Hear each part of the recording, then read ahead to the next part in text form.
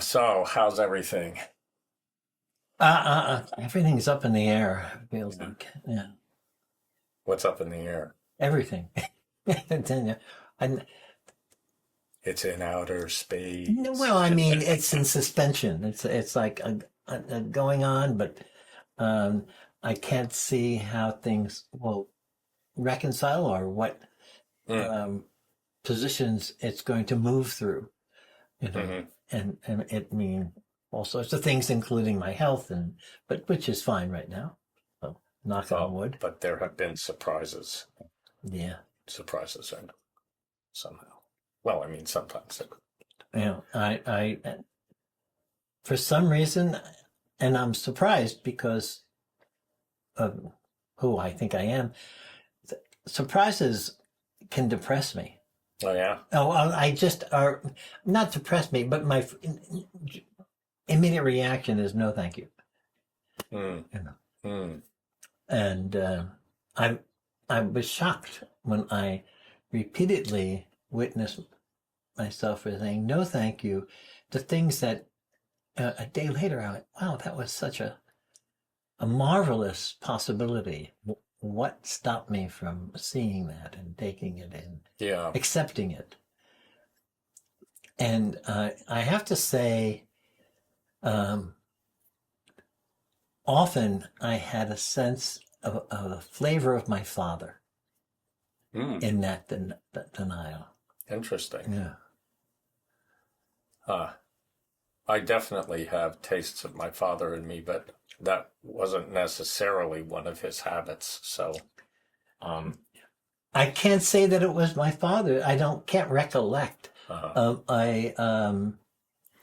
a moment where he imparted that. But when I find myself doing it, the in the aftermath, there's this thing of my father. mm, hmm. Well, I find myself saying no reflexively a lot. It's certainly a thing. Um, and I notice it a lot more than I used to. Um, I mean, there was a whole thing with having to get together with in-laws this weekend. Hmm. And there's a part of me that doesn't want to have anything to do with it and is a plotting insurrection. And then there's another part that said it's our duty to step up here and do this with them because it's a way of forming the relationship and keeping it healthy, and that's important too. But the relationship is uneven because they're very interested in politics. We're less so. And while I was considering that this morning and trying to understand why I have these two opposing parts that are kind of each one has a valid reason for doing or not doing something, that in this particular case, uh, they kind of want us to be interested in this because they are. And I find it hard to adopt an interest just because someone else has it. I have my own interests, and I see that we're constantly doing that. I probably even to our spouses, I'm sure I do that, and we want them to be interested in what we're interested in. And it just that doesn't happen. You suspect that's true? But well, If you have any question, give me a but call. I'll. I agree with you. However, I'm using the word suspect because I'm not present enough, Okay. often enough, to be certain of this. Yeah. In my imagination, I don't do that. I Yeah. think that's the point. And so much of how I think I am is resident in imagination rather than truth. That I usually approach myself with suspicion rather than certainty. I think that everyone I know who approaches themselves with certainty finds out they were wrong in one way or another. So what do you do? I don't know, but I'm sure that's true, and that now I'm suspect. Yeah. Well, so I actually sometimes it takes. I noticed that Neil knew almost nothing that was going on about in the world, and I pointed it out to her, and she got this podcaster who's a pretty decent guy overall as a podcaster. His name is Aaron. I forget his last name, but he's very popular with the 40-something crowd, the Gen X crowd. and he's engaging. Yeah. And so now she's really into it, and I thought to myself, well, I created a monster here. Yes, I believe Gretchen is follows him every day. Yeah, well, so you see, it's an infection, and Yeah. we don't know how to vaccinate them for it. But Yeah. now it's maybe it's a girl thing because I like him, but I'm not, I don't watch him. I listen to him if she's got him on. But, Right. Right. But being steeped in what's taking place in the world, I suppose, is important. But I'm wondering, in especially in it feels like I get agitated, and I can get agitated very quickly.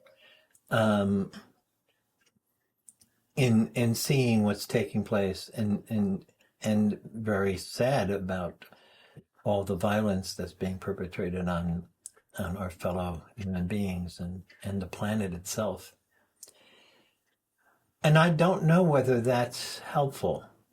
I think it's unconscious suffering in a way.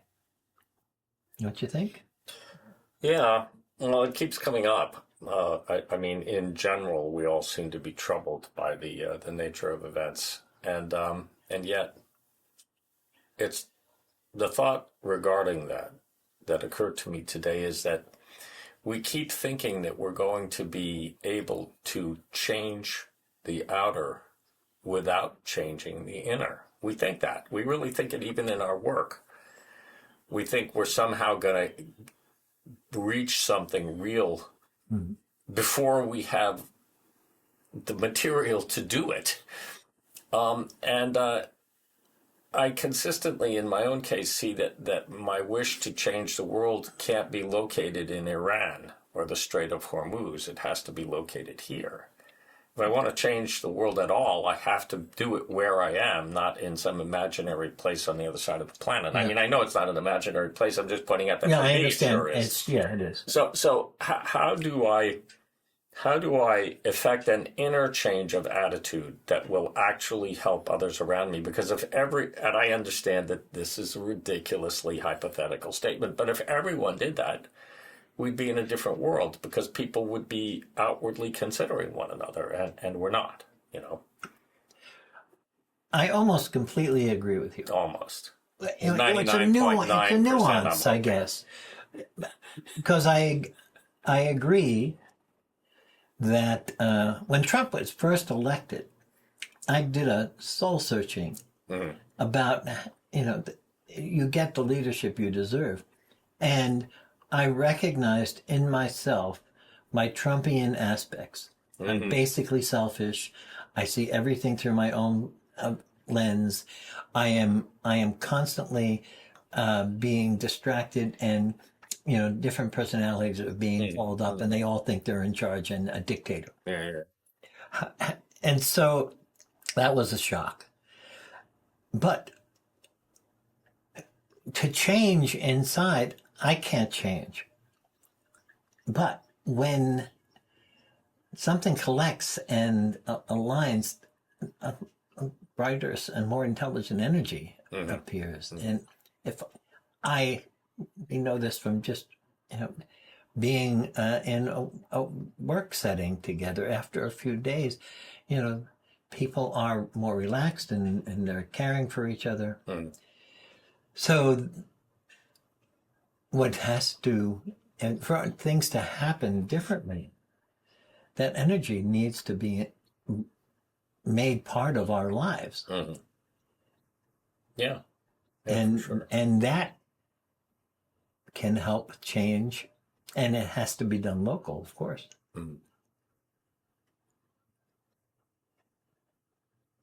Well, I said to someone this morning who I was working with that every single cell in my body is here helping me now. They all have a vote, strangely enough. Every one of them has an energy in them that's contributing. And when I come back to that, not just as an idea, but as an energetic experience, I begin to see what actual cooperation and and outer considering consists of, rather than my theories about it, you know. And I think that we're all guilty of running the engine on a little too much theory and not enough gasoline, you know. There's hard work to be done here in terms of relationship right here at home where I'm in a body. And I always think I'm going to get somewhere without doing that particular work. You know, I need to let things come more deeply into me. For example, I keep referring to it. I said to someone else this week that it's transparency that I need. I need to become more transparent, because when things fall in more deeply, the food is more nourishing. And when the food's more nourishing, the energy's more available. This is just a simple fact in my experience. It's not complicated. More food gets digested, perhaps. Yeah. Yeah. The talking about this is tricky because what do I identify with? For instance, I need to be more in the body. You know, well, at some point, if I can come to the realization that I am this body, or this body is me. Of course, then it becomes aware that there's something behind that and infused within that. That's even more capable of taking responsibility for me as a whole, it as a whole. Because I tend to function from the mind, and in the ordinary mind, or the partial mind, you know, partial in the sense that it doesn't include all the elements of the mind.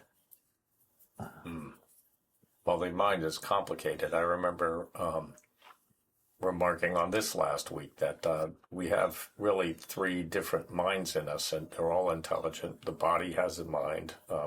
The feelings have a mind. They all have a mind of their own, and it's somehow odd that the intellectual mind has managed to become so dominant. I think honestly that in a traditional culture that's less the case than it is in the Western world.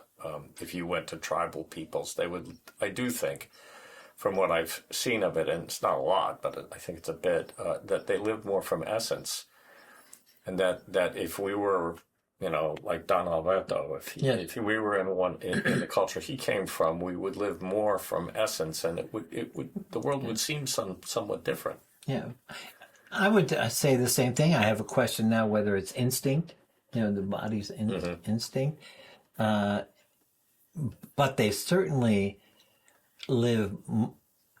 You know, it's. I don't know where I heard this recently, but if you think about indigenous life, there's always stuff happens in a way that doesn't happen here. We're more attuned to it, and our livelihood and our lives matter on a moment-to-moment basis of being aware of what's taking place around me. And so that demand is such a help. It's like being in a movement where you're forced to be attentive, to at least to a degree. And we don't have that. And, you know, sitting at a desk, I'm not concerned about where my next meal is coming from necessarily, or that someone's going to come in and devour me, or, you know, and thankfully where we live, a bomb's not going to drop on us. We don't think. Yeah, not yet. So that call to being in life and aware of what's taking place is not present. Do I need to manufacture something Literally. that that calls me here? The reason I'm using that word is that I had this moment probably last fall, I think, when I was out in the backyard doing craft work with the bee frames, you know, and it's wood and there's tools and you're scraping wax off it and paying attention to all the little bits of wax, and it's very repetitive work, so it assumes at a certain point a kind of a meditative quality like fishing does. And I think that fishing is a kind of meditation. But I was sitting there doing this with my hands, and I suddenly realized that I felt much more satisfied as a being working like that with my hands than I ever do when I'm sitting at a computer at a desk. And that I could have spent my whole life doing that instead of being this highfalutin business executive, and I actually probably would have been happier in a strange way. And I had never clearly seen that before. That's very romantic, but Maybe. there's so much of you is not that corporate person, and I don't know whether you would be satisfied. It could be true. Yeah. It could be true. But I guess that the lesson to take away from that is that the body wants to have an organic craft relationship. I mean, like you making the spoons. There's a wish in the body to be engaged in that kind of attention that's manual, that involves really paying attention to something small and understanding it for itself, not for you. B frames and wooden spoons live on their own terms. It sounds almost facetious, but I'm not saying it that way. I think they live on their own terms, and we have to understand the term. Like if you're building a guitar, we can't see the one I'm pointing at, but the places this room It's is a guitar. It's a pretty nice guitar. But the point is that whoever built that really inserted themselves into understanding the materials and what their nature was. Because without knowing their nature, forget about it. No guitar will ever appear. And our being has a wish to get involved with things on that level, but I don't think that the electronic world really, I don't think it's in there. Yeah, I probably true, but I'd be careful of what I don't want to underestimate what's possible in sleep. Aha. Well said. That guitar might have been able to be made without any conscious, but the first guitar, perhaps not. Well, it depends on which guitar you're looking at. Right. That the craftsman, the guy that made that particular guitar, for those of you who can't see it, and that's everyone, it's a Froggy Bottom, and it was made up in Vermont. He made about 100 guitars a year. He was obsessive compulsive about every instrument he ever made, and he retired. So there's only X number, and he was really careful about the way he built guitars, and you can tell. Well, it's like a Stradivarius violin. When people play it, they notice something different about it. No one can say what it is, but so can I bring a quality of attention to my life that makes that kind of a difference anywhere? I believe that's true. In my experience, I have sometimes seen that happen. Like I remember a night in Shanghai when we were in the business lounge, and my protege and employee, Rachel, was on a rant, and I had to let her be the way she was. And I brought my attention to that, and I was present in my body, and I watched her, and feelings about that came about.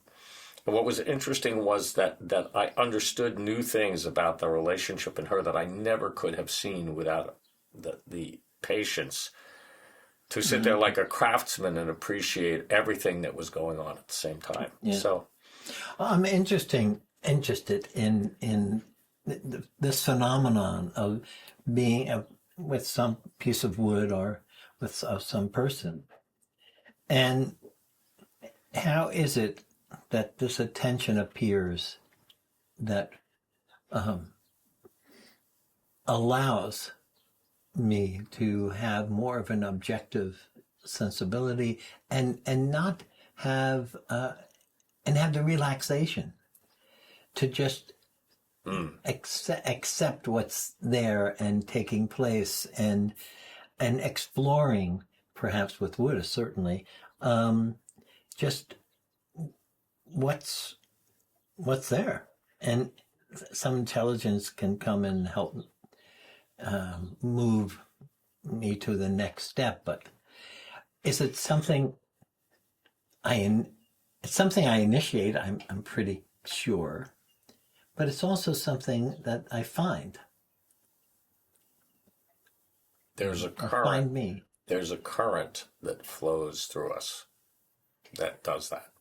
I don't think it belongs to me. I mean that, you know, when you're involved in highfalutin creative work like poetry or literature or music, they call it the muse. But that the muse was for the Greeks, and the term is theirs originally. I think that it was a way of outsourcing the location of the breathing in, the inspiration that came, because they knew it didn't belong to them. They got that. And so here we are, modern Americans, you know, we know a lot more than those Greeks, I guess. We think we do because we can make bombs. We talked about that earlier. But we make better bombs, but worse we make wine. better bombs. Well, we think they're better. We weren't there. I'll bet you the Greeks that got bombed by Archimedes' various devices felt just as bad as people in Iran do. So, you know, we've made technical progress on bombs, but the horror that they produce has always remained the same. The intriguing thing about craft is that it's followed a line through humanity ever since we first started to make arrowheads and put them on spearheads and put them on sticks. And it's preserved its integrity because the current that flows that produces that is a natural current, not an artificial one. We didn't make that current. It's part of our being. It's so strange. I mean, I'm tempted to rhapsodize because it's so strange that we have these qualities like craft in us that flow into being and are ancient. I was looking at carpets that were made that way by that force yesterday with George, and I just don't understand where it comes from. It's a complete mystery, and yet it's magnificent. Why is it there? It's calling us to appreciate life in a different way somehow, isn't it? Aren't your spoons saying, Feed me. Well, more than that, they're somehow saying, I have a wish to be beautiful too. Can you help me? Every object is asking for an attention that honors it around me. There you go. That's what I'm trying to get at. And it just reminded me, I have a book of Irish, I don't know, it's folk tales, I guess, but it's sort of more in Irish mythology. And at the beginning of the first volume, the gods are up there, and Bridget, I think it was, is listening to the earth sing. Mm-hmm. And it's singing, and the earth was a foul place. Mm-hmm. And it was singing a lament, and it had a wish to be beautiful. I think that's real. That's not a fairy tale. Yeah.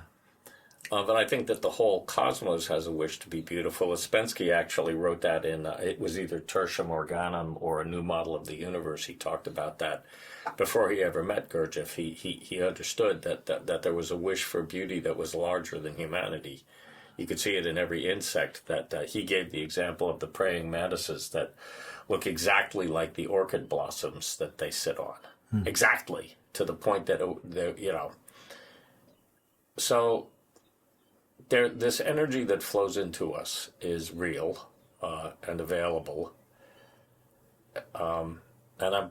When my primary interest is located in a place that honors that first, my experience is that everything in life does better work, both inner and outer, if I'm in relation to that first. And I don't know why, because I don't sort it out. The relationship sorts it out. Could be like raising children, in the sense that the more you interfere, the worse it gets. Yeah, there you go. Absolutely. Well, I learned that very early with my kids, because they have a bit of their mom in them, and they're highly reactive emotionally. I have to like be careful with that. Yeah. But there's something innate, I don't know if that would be the right word, but original about them. Original about them. They came with something. And in order to survive, that something has to be intertwined with the DNA of the body in order to take form and be in the body, and then has to take part in family, in which case it's their realities are their personality is being mirrored by parents, or not mirrored.